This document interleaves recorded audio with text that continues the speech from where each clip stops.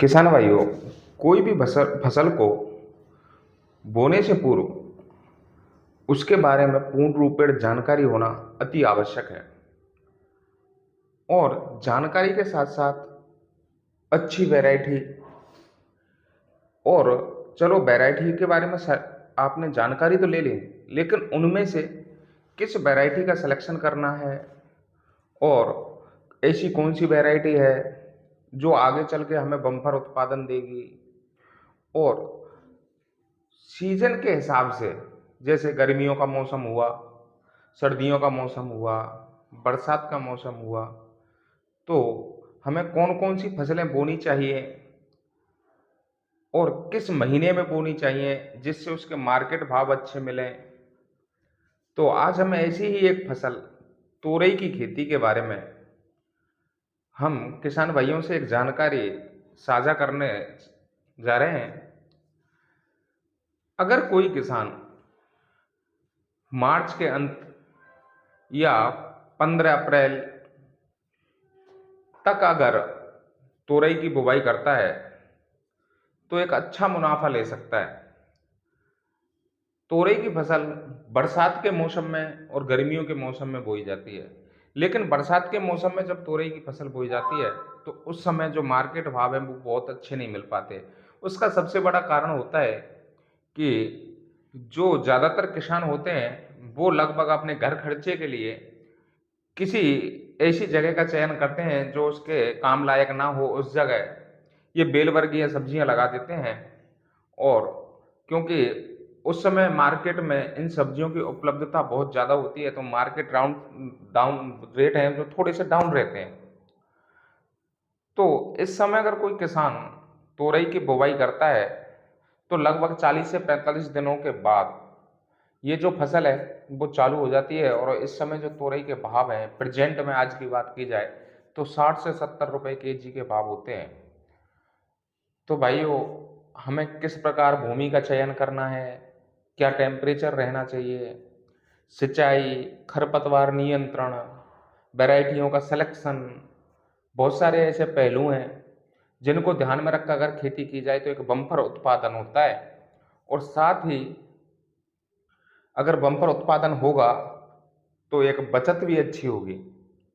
तो सबसे पहले ये देख ले किसान भाई कि तोरई की बुवाई के समय जो टेम्परेचर है वो 35 डिग्री से ज़्यादा नहीं होना चाहिए। अगर 30 से 35 के मध्य अगर टेम्परेचर है तो एक उपयुक्त टेम्परेचर है। इससे पहले किसान ने कोई ना कोई फसल जरूर की होगी, जैसे आलू, गेहूं, सरसों। तो उनकी जो वेस्टेज होती है वो खेतों में बची हुई होती है, तो उनको नष्ट करने के लिए किसान कभी भी आग ना लगाएं। सबसे पहला कारण है कि गहरी जुताई करें। किसान आग लगाने से हमारा जो खाद होता है जो हमने खेतों में छोड़कर रखा था, जैसे हमने गेहूं काटे या सरसों काटी, उसके जो डंठल होते हैं हमने खेत में छोड़े हुए थे, वो पानी से नमी जब मिलती है तो वो सड़ने के बाद एक बहुत अच्छा जैविक खाद तैयार होता है। तो किसानों को कभी भी आग नहीं लगानी चाहिए। आजकल बाजारों में बेस्ट डीकम्पोजर उपलब्ध हैं, किसान उनका छिड़काव करके भी उनको डिकम्पोज कर सकता है। तो सबसे पहले खेतों की गहरी जुताई करें, 1 से 2 जोत कल्टीवेटर हैरो की कल्टीवेटर हल से, और क्रॉस जरूर करें। उसके बाद खेतों में देसी खाद, गोबर की खाद अगर किसान डालता है तो एक अच्छा मुनाफा होता है, अच्छी पैदावार होती है। दूसरा, आजकल हमने देखा है कि हमारे यहाँ क्षेत्र में, राजस्थान में, किसान गड्ढे खोदकर और उसमें गोबर की खाद डालकर, डीएपी, यूरिया, कुछ रासायनिक खाद डालकर भी खेती करता है। उससे क्या होता है कि जब हमने कोई भी फसल लगाई, बेल वर्गीय चीज लगाई, तो जितनी उनको न्यूट्रिएंट्स या फिर कोई भी मात्रा में किसी भी खाद की जरूरत हुई तो वो पौधे को पर्याप्त रूप से उसी गड्ढे से मिल जाती है। और दूसरा, जो हमारा देसी खाद होता है, गोबर का खाद होता है, उसमें नमी को लंबे समय तक बनाए रखने की एक क्षमता होती है, तो बहुत जल्दी ही पानी की आवश्यकता नहीं होती फसल के लिए। किसान ने जब खेत को तैयार कर लिया तो उर्वरकों के रूप में किसान डीएपी, यूरिया और पोटाश जरूर डालें। पोटाश जो होता है वो हमारी फसल को पीलापन से बचाने का मुख्य काम करता है। जब किसान ने खेत को तैयार कर लिया तो उसके बाद अब आती है सबसे पहली बात किस्म की। तो किस्म कौन सी किस्म का चयन किया जाए? जैसे बीएनआर की एक किस्म आती है, आरती, बहुत ही अच्छी वैरायटी है जिसका एक बम्पर उत्पादन होता है। पूसा कृषि अनुसंधान द्वारा बहुत सारी ऐसी किस्में हैं जिनका प्रयोग करके मार्केट में उपलब्ध कराया हुआ है, जैसे कोयम्बटूर के नाम से भी है, 1033 के नाम से भी है, बहुत सारी ऐसी वैरायटियां हैं। किसान भाइयों, जो रिसर्च या सरकारी अनुसंधान संस्थानों के द्वारा वैरायटियां रिसर्च करके निकाली जाती हैं वो बहुत अच्छी वैरायटियां होती हैं, उनका उत्पादन भी अच्छा होता है। और तोरई की जो फसल की जाती है इसमें सबसे पहला ध्यान ये रखा जाना है कि तोरई की लंबाई, तोरई का कलर, और दूसरा ये होना चाहिए कि तोरई कितने लॉन्ग समय तक ताजा बनी रहती है।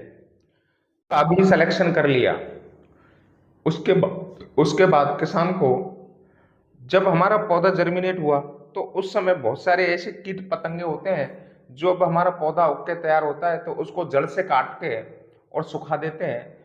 तो पानी देते समय किसान भाइयों को पानी में किसी ना किसी इंसेक्टिसाइड का प्रयोग जरूर करना है, क्योंकि गर्मियों के मौसम में जब हम खेतों की जुताई करते हैं तो जो कीट पतंगे होते हैं वो जमीन में दरार देखकर उसमें चले जाते हैं और बाद में नमी मिलने पर ऊपर आते हैं और हमारे पौधों को नुकसान पहुंचाते हैं। तो सबसे पहले एमिडाक्लोप्रिड और रीजेंट, बहुत सारे ऐसे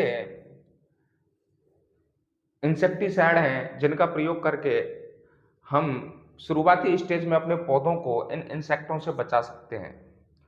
उसके बाद जब हमारे तोरई के पौधे हैं वो लगभग 20 से 25 दिन के हो जाएं और लगभग बेल 1 से 2 फीट की हो जाए, तो अगर किसान मेहनत करके उनको किसी पांडाल विधि का मतलब ये होता है बांस का सहारा देकर या रस्सियों का सहारा देकर अगर उसको जमीन से ऊपर रखता है तो हमारी जो फसल है उसमें ऑटोमेटिक ही हमने देखा है कि उत्पादन बढ़ता है। और साथ ही हमारी तोरई का जो कलर है वो कलर, लंबाई, ये सब कुछ बरकरार बना रहता है। अगर किसान जमीन में ही अगर तोरई की फसल को फैला कर रखता है तो एक तरफ से तो तोरई दूसरे कलर की और दूसरी तरफ से दूसरे कलर की हो जाती है, जिसके मार्केट रेट हैं वो थोड़े से डाउन हो जाते हैं। तो भाइयों, सबसे पहले ध्यान रखें कि किसी ना किसी चीज का सहारा देकर जो हमारी फसल है उसको अधर रखें। अगर आप जमीन से ऊपर रखोगे तो बहुत ही अच्छा उत्पादन होगा, मार्केट रेट भी अच्छे मिलेंगे। उसके बाद किसान ने मानो पांडाल विधि से या किसी विधि से अपनी फसल को ऊंचा तो कर दिया, उसके बाद जो पानी की व्यवस्था है तो सबसे पहले ये देख लें कि हमारी फसल लगभग मुरझाने से पहले लगभग 5 से 7 दिन के अंतराल पर पानी देते रहें, जिससे हमारे खेत में नमी बनी रहे।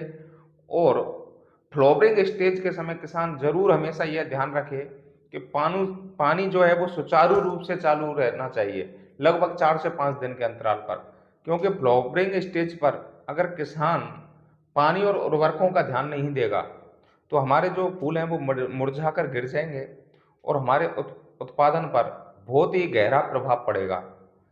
इसी के साथ साथ जो तोरई है उसके लिए किसान भाइयों को जो मार्केट है उसकी उपलब्धता, तोरई की तोड़ाई हमेशा सुबह ही करनी चाहिए। किसान अगर शाम को तोड़ाई करके अगर तोरई को रख देता है तो वो काली ही हो जाती हैं, जिससे मार्केट डाउन होते हैं। सुबह के समय तोड़ाई करें और हर 3 से 4 दिन के पश्चात तोड़ाई करें। तोरई की 2 तरह की होती है, एक तो चिकनी तोरई होती है, एक होती है लाइन वाली। लाइन वाली जो तोरई होती है उसको देसी तोरई के नाम से जाना जाता है, तो उसकी तोड़ाई 1 से 2 दिन बाद भी कर सकते हैं। लेकिन जो चिकनी तोरई होती है उस तोरई को हमेशा ध्यान रखें कि उसकी मोटाई ज्यादा ना हो, कलर अच्छा हो, साथ ही सुबह तोड़ाई करके तुरंत ही मंडियों में पहुंचा दिया जाए तो बहुत ही अच्छा भाव मिलता है। तो किसान भाइयों, और जब हमारे तोरई की फसल चालू होती है तो उस समय बहुत सारे रोग और कीट पतंगों का आक्रमण होता है। तो उनसे बचाव के लिए अगर हमारे फसल में फंगस जनित रोग आ जाते हैं तो उसके लिए इंडोफिल का M45 का स्प्रे करें, जो बहुत ही अच्छा रिजल्ट देता है। और अगर कीट पतंगों का आक्रमण होता है तो ये देख लें कि अगर ज्यादा ही आक्रमण है तो बहुत ज्यादा दवाइयों का स्प्रे करें। अगर किसान जैविक तरीके से अगर खेती को करता है तो खुद की सेहत और दूसरे किसान भाइयों या फिर आम जनता जो है उसकी सेहत का अगर ख्याल रखे तो बहुत ही अच्छा तरीका है, किसान जैविक तरीके से ही खेती करे।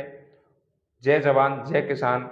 हमारे YouTube चैनल कान्हा फार्मिंग को जरूर सब्सक्राइब करें। धन्यवाद।